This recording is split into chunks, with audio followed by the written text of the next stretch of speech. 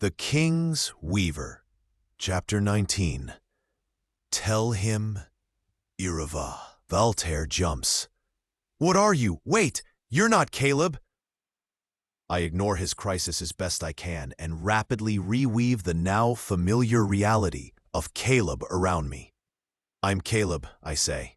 I am Caleb. But I let go of the threads of my illusion again, more reluctantly this time. I feel utterly naked in Caleb's clothes, but my own appearance as myself, before him. It is as profane as I'd thought it would be. My hair is loose, cut on the road to the same length as Caleb's would be. I'm not wearing any cosmetics. And I am wearing trousers and Caleb's barely passable for court coat, which is a little big on me, without the illusion to fill it out. I'm Irava Honorin Verandre, betrothed to the king. Valtaire blinks for several long seconds. The dusting of gold on his eyelids flutters, some pieces flaking off. What the actual, he finally says. I hunch further in on myself.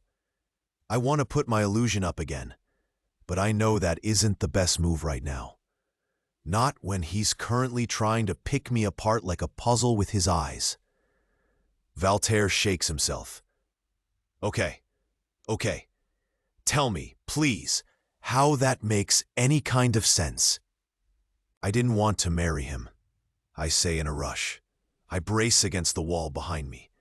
My mother arranged it and then told me. And there are a lot of rumors that he killed his father. Not true. I know that now, but I didn't before. Would you marry a man who was supposed to be a murderer? I had to know, and to find that out, I had to get close enough to see for myself. He lets out a long sigh. Gods of the earth. Irava, is it? Why, by all the gods, did you decide to? He waves at me. I can't believe that I flirted with. I never flirt with women. I shrug, at a loss for what else to do.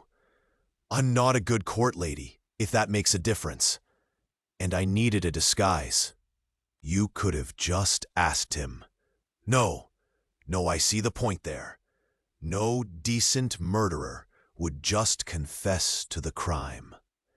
He spins around, glaring at the linen closet around us, then sighs and sinks down on his heels, leaning back against a stack of towels. Slowly, I sink down too, crouching near the door. He tugs on one of his dreadlocks, rolling the end through his fingers. I've never seen him so uncomposed. So what am I supposed to do with you now? He asks. Trust me, I wasn't lying. The dowager threatened me, and I found something in her chambers. And you should tell Toravan about that. You should tell Tor about all of this. Gods! You shouldn't be telling this to me. What the fuck am I supposed to tell Toravan? No, don't tell him. I can't tell him. He's only just starting to trust me.